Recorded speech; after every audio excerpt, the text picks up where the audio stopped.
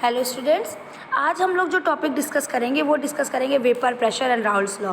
तो सबसे पहले हम लोग जो टॉपिक है वो वेपर प्रेशर करेंगे, राउल्स लॉ उसके बाद करेंगे डिस्कस। ठीक है, तो वेपर प्रेशर नाम से ही पता चल रहा है, वेपर जो प्रेशर लगाता है, जो प्रेशर मान लो किसी कोई वेपर है, किसी लिक्विड का वेपर है, वो प्रेशर जो अप्लाई कर रहा है उसको हम लोग क्या कहेंगे, उसका वेपर प्रेशर कहेंगे।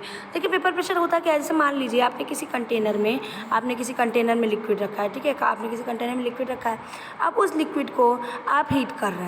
आप अगर हीट करते हो तो देखो, अगर ओपन वेसल में आप करते हो तो आप जैसे जैसे हीट करोगे ये लिक्विड वेपोराइज होगा, और ये लिक्विड वेपोराइज होगा तो ये कहाँ चला जाएगा, एटमॉस्फेयर में चला जाएगा। और जब ये एटमॉस्फेयर में चला जाएगा तो ये प्रेशर क्रिएट नहीं कर पाएगा। ठीक है, तो जब भी हम वेपर प्रेशर की बात करेंगे तो हमेशा ये दिमाग में रखिएगा कि हम किसकी बात कर रहे हैं, हम हमेशा क्लोज्ड वेसल की बात कर रहे हैं। किसकी बात कर रहे हैं, क्लोज्ड वेसल की, मतलब ढका। अब इसमें हमने कोई लिक्विड लिया, ठीक है, अब उस लिक्विड को आप क्या कर रहे हो, उस लिक्विड को आप हीट कर रहे हो। जब उस लिक्विड को आप हीट करोगे तो वो लिक्विड क्या होगा, वेपोराइज होगा। ठीक है, वो लिक्विड क्या होगा, वेपोराइज होगा। अब वो वेपोराइज होगा तो भाई वेपर में कन्वर्ट हुआ तो ऊपर की तरफ गया। अब ऊपर की तरफ वो जब जाएगा तो अब आप बताओ, तो ये जो वेपर है जो फॉर्म हो रहा है लिक्विड से, ये क्या करेगा, इस कंटेनर के वॉल पे क्या करेगा, कुछ प्रेशर अप्लाई करेगा। क्या अप्लाई करेगा, प्रेशर अप्लाई करेगा। और उसको हम क्या कहते हैं, उसी प्रेशर को हम क्या कहते हैं, वेपर प्रेशर कहते हैं। क्या कहा मैंने कि भाई हमने किसी लिक्विड को हीट किया, लिक्विड को हीट किया तो वो लिक्विड के पार्टिकल्स क्या किए, वेपोराइज हुए तो वो ऊपर की तरफ जाएंगे। भाई क्लोज्ड वेसल की बात करें, अगर ओपन होगा तो ये वेपर सारे उड़ जाएंगे और प्रेशर क्रिएट नहीं हो पाएगा। तो जब वेपराइज होंगे तो ये क्या करेंगे, जब वेपर के फॉर्म में आएंगे तो ये क्या करेंगे, कंटेनर के वॉल पे कुछ प्रेशर अप्लाई करेंगे और उसी प्रेशर को हम क्या कहते हैं, वेपर प्रेशर कहते हैं। इतना समझ में आया। अब देखिए कि मान लीजिए जो वेपर प्रेशर है आपका, अब ये जो वेपर प्रेशर है ऐसे समझो कि लिक्विड है, वेपर में जो कन्वर्ट होता है ये डायनेमिक इक्विलिब्रियम होता है। डायनेमिक इक्विलिब्रियम का मतलब है कि देखो क्लोज्ड वेसल है तो ये लिक्विड वेपराइज होगा हीट करने पे, और जब वेपर ऐसे ऊपर ऊपर की तरफ जाएंगे तो वो वेपर भी क्या होंगे, ठंडे होंगे, और ठंडे होंगे तो वापस से वो लिक्विड में कन्वर्ट हो जाएंगे। तो यहाँ पे देखो एक इक्विलिब्रियम सेटअप हो रहा है, लिक्विड वेपर में बदल रहा है, फिर वेपर किस में बदल जा रहा है, लिक्विड में बदल रहा है। देखो लिक्विड वेपर में बदल रहा है, आपका लिक्विड को हीट किए वेपर में बदला, वेपर जैसे जैसे ऊपर जाएगा ठंडा होगा और ये वापस से किस में बदल जाएगा, लिक्विड में बदल जाएगा। तो यहाँ पे एक इक्विलिब्रियम सेटअप हो रहा है, और उस इक्विलिब्रियम को हम क्या कहेंगे, उस इक्विलिब्रियम को हम कहेंगे डायनेमिक इक्विलिब्रियम। डायनेमिक मतलब देखो मूवमेंट हो रहा है ना, यहाँ पे स्टॉप नहीं हो रहा है मूवमेंट, ये इसमें बदला, ये इसमें बदला, ये लिक्विड वेपर में बदला, वेपर लिक्विड में बदला, तो ये आपस में कन्वर्ट होते जा रहे हैं, तो इसको हम क्या कहेंगे, डायनेमिक इक्विलिब्रियम कहेंगे। तो समझ में आया वेपर प्रेशर क्या है, कि किसी लिक्विड का जो वेपर है, किसी लिक्विड का वेपर पर्टिकुलर टेम्परेचर पर जितना प्रेशर अप्लाई कर रहा हो उसको हम क्या कहेंगे, उसका वेपर प्रेशर कहेंगे। तो देखो अब अब इसकी एक्चुअल डेफिनेशन देख ली जाए कि वेपर प्रेशर में भी डिफाइंड एज, वेपर प्रेशर को आप कैसे डिफाइन करोगे, the pressure exerted by the vapour of a liquid, वो प्रेशर जो किसी लिक्विड का वेपर क्या करता है, एक्सर्ट करता है एट अ पर्टिकुलर टेम्परेचर, किसी पर्टिकुलर टेम्परेचर पर, in a state of dynamic equilibrium. क्या बोल रहा है, देखो यहाँ पे कंटेनर बना देते हैं हम, क्या है यहाँ पे, वो प्रेशर जो किसी लिक्विड का वेपर क्या करता है, एक्सर्ट करता है, जो किसी लिक्विड का वेपर क्या करता है, एक्सर्ट करता है। ठीक है, एट अ पर्टिकुलर टेम्परेचर, मतलब जो टेम्परेचर हम इसको यहाँ पे प्रोवाइड कर रहे हैं, पर्टिकुलर टेम्परेचर पे लिक्विड का जो वेपर है जो प्रेशर एक्सर्ट कर रहा है, in a state of dynamic equilibrium, in a state of dynamic equilibrium, मतलब वेपर लिक्विड में कन्वर्ट हुआ, लिक्विड किस में कन्वर्ट हो गया, वेपर में कन्वर्ट हो गया। In a state of dynamic equilibrium हम कहेंगे, इसको हम कहेंगे वेपर प्रेशर। तो क्या है वेपर प्रेशर की डेफिनेशन, मेरे साथ बोलिए, the pressure exerted by the vapor of a liquid, the pressure exerted by the vapor of a liquid at a particular temperature, किसी पर्टिकुलर टेम्परेचर पे किसी लिक्विड का जो वेपर है वो जो प्रेशर एक्सर्ट कर रहा है, किस स्टेट में, in a state of dynamic equilibrium, किस स्टेट में, in a state of dynamic equilibrium, तो हम ऐसे प्रेशर को बोलेंगे vapour pressure of that liquid at that temperature, जो टेम्परेचर आपने क्या किया है वहाँ पे उसको अप्लाई किया है। ठीक है, अब देखिए तो ये हो गया। अब यहाँ पे वेपर प्रेशर, यहाँ जो नेक्स्ट लाइन है, vapour pressure depend on 2 factors, vapour pressure 2 factor पे डिपेंड करता है। आप लोग का जो वेपर प्रेशर है, मैंने बोला कि वो कितने फैक्टर्स पर डिपेंड करता है, 2 फैक्टर्स पर डिपेंड करता है। पहला जो फैक्टर है वो है नेचर ऑफ लिक्विड। लिक्विड के नेचर पे डिपेंड करता है। लिक्विड के नेचर का मतलब, अब आप खुद सोचिए, ऐसा कोई लिक्विड हो, मान लो नॉन वोलेटाइल लिक्विड आप ले लो। नॉन वोलेटाइल का मतलब कि जो वेपर में कन्वर्ट ही होना ना चाहते हो। अगर आप नॉन वोलेटाइल लिक्विड ले लोगे तो ये बताइए कि जब जो वेपर में कन्वर्ट ही होना नहीं चाहते तो वो कम वेपर में कन्वर्ट होगा, तो उनका वेपर प्रेशर क्या होगा, कम होगा ना। क्योंकि वेपर प्रेशर किस पे डिपेंड कर रहा है, वेपर प्रेशर डिपेंड कर रहा है कि जितना ज़्यादा लिक्विड आपका वेपर में कन्वर्ट होगा, जितना ज़्यादा लिक्विड आपका वेपर में कन्वर्ट होगा और वही उतना वेपर प्रेशर क्रिएट होगा। मतलब जितना लिक्विड वेपर में कन्वर्ट हुआ उतना आपका जो होगा वो क्या करेगा, वेपर प्रेशर क्रिएट उस वेसल में होगा। अब आप खुद सोचिए, अगर आप नॉन वोलेटाइल लिक्विड लेके चलते हैं, नॉन वोलेटाइल का मतलब जो वेपराइज होना ही नहीं चाहता है, जो वेपराइज होना ही, ठीक है। तो मान लीजिए कोई नॉन वोलेटाइल लिक्विड है। नॉन वोलेटाइल लिक्विड मतलब जो वेपराइज होना ही नहीं चाहते। वोलेटाइल और नॉन वोलेटाइल समझ रहे हो ना। वोलेटाइल का मतलब जो इजीली वेपराइज हो जाए, एटमॉस्फेयर में आप एक्सपोज करो और वो तुरंत उड़ जाए, ठीक है ना, जैसे पेट्रोल है ना। तो ये कैसा है, वोलेटाइल लिक्विड है। तो मान लीजिए कोई नॉन वोलेटाइल लिक्विड आप ले रहे हो, नॉन वोलेटाइल लिक्विड है जो वेपर में जल्दी कन्वर्ट होना ही नहीं चाहता हो। तो भाई जब वेपर में जल्दी कन्वर्ट ही होना नहीं चाहेगा तो वेपर प्रेशर भी क्रिएट नहीं होगा। वेपर प्रेशर क्रिएट भी होगा तो कम क्रिएट होगा, क्योंकि कम वेपर्स बनेंगे। और उसी की जगह कोई वोलेटाइल लिक्विड आप ले लीजिए, जो वोलेटाइल लिक्विड का रूप, एक तो वो वैसे ही वेपराइज हो जाते हैं, ऊपर से आप उसको हीट करोगे तो वो आसानी से वेपर में कन्वर्ट होंगे। और जितना ज़्यादा वो वेपर में बदलेंगे उतना ज़्यादा क्या अप्लाई होगा, क्या क्रिएट होगा, वेपर प्रेशर क्रिएट होगा।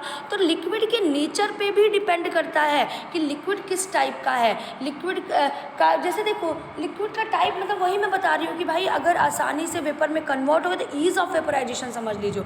जो आसानी से वेपर में कन्वर्ट हो जाए तो उनका उतना ज़्यादा वेपर प्रेशर भी बनेगा। भाई आसानी से वेपर में कन्वर्ट हो रहा है, जितना ज़्यादा वेपर बनेगा वेपर प्रेशर भी उतना ज़्यादा क्रिएट होगा। तो नेचर ऑफ लिक्विड, लिक्विड देखो ऐसे लिक्विड जिसमें strong molecular force of attraction होता है। आप ऐसे समझो, मान लो कोई लिक्विड है ए बी और इनके बीच में जो फोर्स ऑफ अट्रैक्शन है वो बहुत स्ट्रॉन्ग है। तो फोर्स ऑफ अट्रैक्शन क्या है, बहुत स्ट्रॉन्ग है। तो अगर फोर्स ऑफ अट्रैक्शन बहुत स्ट्रॉन्ग है तो आप इसको टेम्परेचर, आपको ज़्यादा से ज़्यादा टेम्परेचर देना पड़ेगा इसको तोड़ने के लिए। Means force of attraction strong होने का मतलब कि वो आसानी से वेपर में कन्वर्ट नहीं होंगे। और जब आसानी से वेपर में कन्वर्ट नहीं होंगे तो उनका वेपर प्रेशर भी क्या हो जाएगा, कम हो जाएगा, ठीक है। गिवन टेम्परेचर की बात कर रहा है। जैसे मान लो कि आप दो वेसल ले लो, एक वेसल में आप कोई ऐसा लिक्विड ले लो जिनके बीच में मॉलिक्यूल्स के बीच में फोर्स ऑफ अट्रैक्शन बहुत ज़्यादा हो, और एक वेसल में आप ऐसा लिक्विड ले लो, मान लो CD है ना, जिनके मॉलिक्यूल्स के बीच में फोर्स ऑफ अट्रैक्शन थोड़ा कम हो। अब हमने दोनों को सेम टेम्परेचर देना स्टार्ट किया। अब आप बताइए, इनके बीच में फोर्स ऑफ अट्रैक्शन ज़्यादा है तो ये हम जो टेम्परेचर प्रोवाइड कर रहे हैं ये आसानी से इसको तोड़ नहीं पाएगा, हमको इसको हाई टेम्परेचर देना पड़ेगा। बट इसके पीछे फोर्स ऑफ अट्रैक्शन कम है तो ये भाई फोर्स ऑफ अट्रैक्शन कम है तो इसको थोड़ा सा भी टेम्परेचर मिलेगा तो ये आसानी से क्या हो जाएगा, टूट जाएगा। तो जब ये आसानी से इसके मॉलिक्यूल्स अलग अलग नहीं होंगे तो वो वेपर में भी कन्वर्ट जल्दी नहीं होगा। तो ऐसे लिक्विड्स जिनके मॉलिक्यूल्स के बीच में फोर्स ऑफ अट्रैक्शन जो होता है वो स्ट्रांग होता है, वो भाई वो आसानी से वेपर में कन्वर्ट नहीं होंगे तो उनका वेपर प्रेशर भी क्या होगा, कम होगा। मगर ऐसे लिक्विड जिनके मॉलिक्यूल्स के बीच में इंटरमॉलिक्यूलर फोर्स ऑफ अट्रैक्शन बहुत ज़्यादा स्ट्रांग नहीं होता है, थोड़ा वीक होता है, तो वो आप थोड़ा सा ही टेम्परेचर दोगे तो वो आसानी से वेपर में कन्वर्ट हो जाएंगे, और कन्वर्ट हो जाएंगे तो जितना ज़्यादा वेपर में कन्वर्ट होंगे तो वेपर प्रेशर भी उतना ज़्यादा बनेगा। तो पहला फैक्टर है जिस पे वेपर प्रेशर डिपेंड करता है वो क्या है, आपका नेचर ऑफ लिक्विड, ठीक है। फॉर एग्जांपल आपका दिया हुआ है कि at a given temperature vapour pressure of alcohol is always higher than that of water because the former possesses weaker intermolecular forces.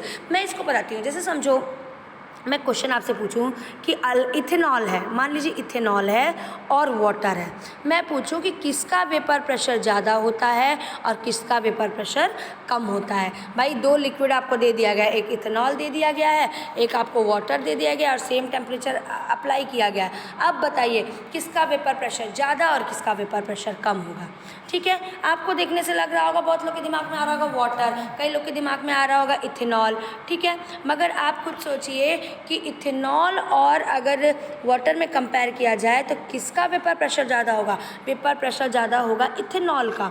इस वजह से क्योंकि वाटर के जो मॉलिक्यूल्स होते हैं वन सेकेंड, वाटर के जो मॉलिक्यूल्स होते हैं वो आसानी से, वो क्या करते हैं, बहुत आसानी से, या आप ऐसे समझो कि जो वाटर के मॉलिक्यूल होते हैं वो बहुत तेज़ी से हाइड्रोजन बॉन्डिंग करते हैं, ठीक है, बहुत तेज़ी से हाइड्रोजन बॉन्डिंग करते हैं। तो ये क्या करेंगे, चारों तरफ इनके जो मॉलिक्यूल्स होंगे उनके साथ क्या कर लेंगे, हाइड्रोजन बॉन्डिंग कर लेंगे, ठीक है। मगर आप ऐसे कह सकते, या ऐसे कहो कि the extent of hydrogen bonding, है ना, the extent of hydrogen bonding in water is more than the extent of hydrogen bonding in ethanol, ठीक है। वाटर में जो आपका, आप ऐसे कहिए कि वाटर में जो extent of hydrogen bonding, water और जो हाइड्रोजन बॉन्डिंग करता है उसकी स्ट्रेंथ ज़्यादा होता है, या आप कह लो कि उसका एक्सटेंट ज़्यादा होता है, वो ज़्यादा हाइड्रोजन बॉन्डिंग करता है इन कंपैरिजन टू इथेनॉल। इसीलिए जब वो ज़्यादा हाइड्रोजन बॉन्डिंग करेगा, चारों तरफ से ऐसे हाइड्रोजन बॉन्डिंग किया हुआ है, मान लो ये हाइड्रोजन से जुड़ा है, ये इधर, अब चारों तरफ से ये हाइड्रोजन बॉन्डिंग किया हुआ है, तो अब आप ही बताइए कि जब चारों तरफ से हाइड्रोजन बॉन्डिंग इसकी हुई है तो ये जल्दी टूटेगा, नहीं, जल्दी नहीं टूटेगा। बट इथेनॉल भी हाइड्रोजन बॉन्डिंग करता है, मगर उतना स्ट्रॉन्ग नहीं होता है वो हाइड्रोजन बॉन्डिंग जितना कि वाटर करता है, बनाता है, ठीक है। तो इथेनॉल भी, मगर इथेनॉल का जितना मोलर फोर्स ऑफ अट्रैक्शन थोड़ा होगा वो क्या होता है, कम होता है। इस वजह से इथेनॉल जल्दी वेपोराइज हो जाता है, बट वाटर देर में। तो इथेनॉल का vapour pressure in comparison to water at a particular temperature is more. समझ में आया क्यों? क्योंकि extent of hydrogen bonding is more in water in comparison to alcohol. दूसरा जो है टेम्परेचर, भाई आपका वेपराइजेशन जो है वो किस पे डिपेंड करता है, टेम्परेचर पे भी तो डिपेंड करता है। जैसे जैसे टेम्परेचर आप बढ़ाओगे जो लिक्विड होगा वो उतना ही तेज़ी से, भाई आप सोचो टेम्परेचर आप बढ़ाओगे तो काइनेटिक एनर्जी बढ़ेगी। भाई मान लो आपने किसी वेसल में लिक्विड लिया है, आपने किसी वेसल में क्या ले लिया है, लिक्विड लिया है, अब उसमें आप टेम्परेचर बढ़ा रहे हो, धीरे धीरे आप उसका टेम्परेचर इंक्रीज कर रहे हो। आप टेम्परेचर बढ़ाओगे तो काइनेटिक एनर्जी क्या होगी, बढ़ेगी। काइनेटिक एनर्जी बढ़ने का मतलब कि मॉलिक्यूल्स के क्या हो रहे हैं, स्पीड जो है वो बढ़ रहे हैं। और मॉलिक्यूल्स का जब स्पीड बढ़ेगा तो वो जल्दी जल्दी ऊपर जाएंगे, मॉलिक्यूल जल्दी जल्दी सरफेस पे जाएंगे और जल्दी जल्दी क्या हो जाएंगे, वेपराइज हो जाएंगे। तो जितना ज़्यादा आप टेम्परेचर बढ़ाओगे लिक्विड का वेपराइजेशन उतना ज़्यादा बढ़ जाएगा, और वेपराइजेशन जितना ज़्यादा होगा वेपर प्रेशर भी उतना ज़्यादा होगा। तो वही कह रहा है, ऐसा क्यों होता है, क्योंकि टेम्परेचर बढ़ाने से जो लिक्विड मॉलिक्यूल्स होते हैं वो ज़्यादा एनर्जेटिक हो जाते हैं, और उनका ज़्यादा फ्रैक्शन, मतलब ज़्यादा से ज़्यादा मॉलिक्यूल्स वेपर में फेज में कन्वर्ट हो जाते हैं। और जब वेपर फेज, जितना ज़्यादा वेपर फेज में कन्वर्ट होंगे वेपर प्रेशर उतना ज़्यादा होगा। तो ये दो चीज़ें हैं, दो फैक्टर्स हैं जिन पे आपका वेपर प्रेशर डिपेंड करता है। और वेपर प्रेशर का अभी रिलेशनशिप हम सेटअप करेंगे एक लॉ की हेल्प से, जिसको हम कहते हैं राउल्स लॉ, जिसको हम क्या कहते हैं, राउल्स लॉ। बट उसके पहले हमको टर्म देखना पड़ेगा आइडियल और नॉन आइडियल सॉल्यूशन, क्योंकि आइडियल अभी पीछे आएगा कि राउल्स लॉ आइडियल सॉल्यूशन के लिए क्या किस तरीके से एप्लीकेबल होता है, नॉन आइडियल के लिए किस तरीके से एप्लीकेबल होता है। तो वो सब जानने के लिए पहले हमको जानना पड़ेगा कि आइडियल और नॉन आइडियल सॉल्यूशन क्या होते हैं, ठीक है।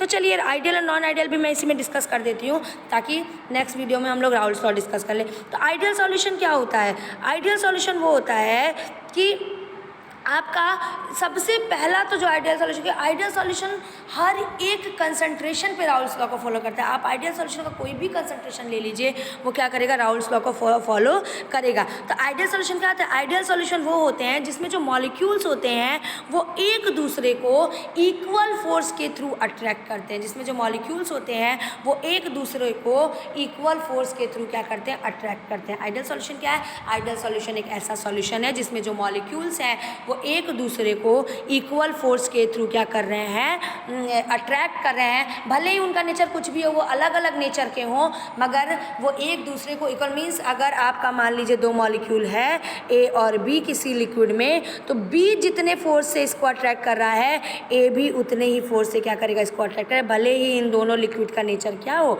अलग अलग हो। सॉल्यूशन है तो भाई दो डिफरेंट लिक्विड्स मिक्स किए गए होंगे तभी तो सॉल्यूशन बना होगा, ठीक है। तो आइडियल सॉल्यूशन क्या होता है, आइडियल सॉल्यूशन एक ऐसा सॉल्यूशन होता है जिसमें जो मॉलिक्यूल्स होते हैं वो एक दूसरे को इक्वल फोर्स से अट्रैक्ट करते हैं, भले ही उनका नेचर कुछ भी हो। अब किसी सॉल्यूशन को आप आइडियल कब कह सकते हो, पहला कि जब भी आइडियल सॉल्यूशन बनेगा, जब भी आप दो लिक्विड को मिला रहे हो और आइडियल सॉल्यूशन बन रहा है तो उसको बनाते समय ना ही हीट इवॉल्व होगी ना ही हीट अब्जॉर्ब होगी। ठीक है, जब आप कंपोनेंट्स को मिला रहे हो, मान लो कंपोनेंट ए और बी को आप मिला रहे हो, तो इनको मिला के आप एक सॉल्यूशन बना रहे हो, उसको बनाते समय अगर कोई हीट ना ही रिलीज़ होगी ना ही अब्जॉर्ब होगी, तो हम कहेंगे कि वो क्या है, कोई आइडियल सॉल्यूशन है।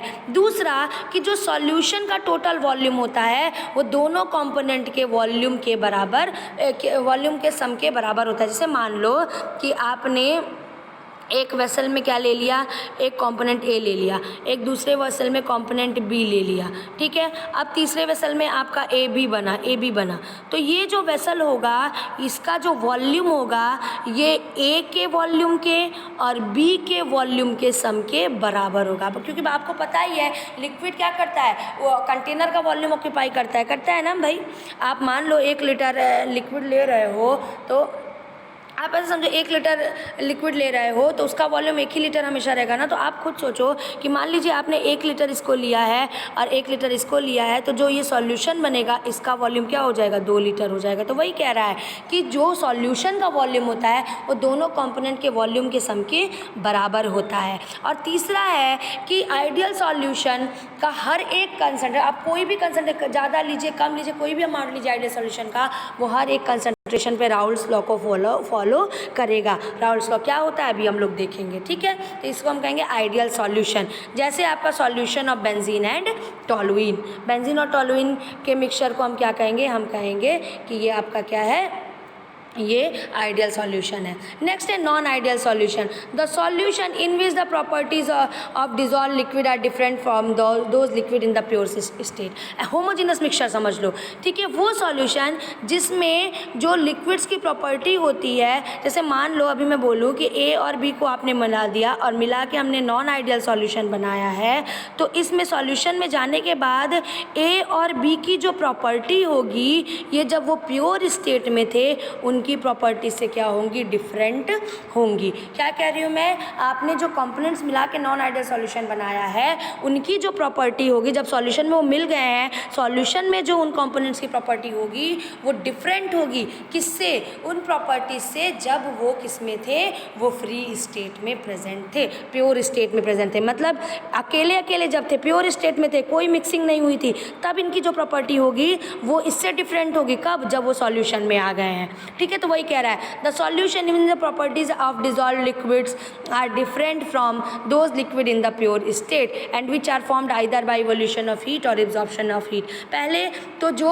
कंपोनेंट्स होंगे उनका सॉल्यूशन में जो प्रॉपर्टी होगा वो डिफरेंट होगा, किससे, जब वो प्योर स्टेट में थे। और जब भी नॉन आइडियल सॉल्यूशन बनेगा तो हीट ना ही रिलीज जब भी नॉन आइडियल सॉल्यूशन बनेगा तो या तो एनर्जी रिलीज होगी, या तो एनर्जी रिलीज होगी या तो एनर्जी अब्जॉर्ब होगी।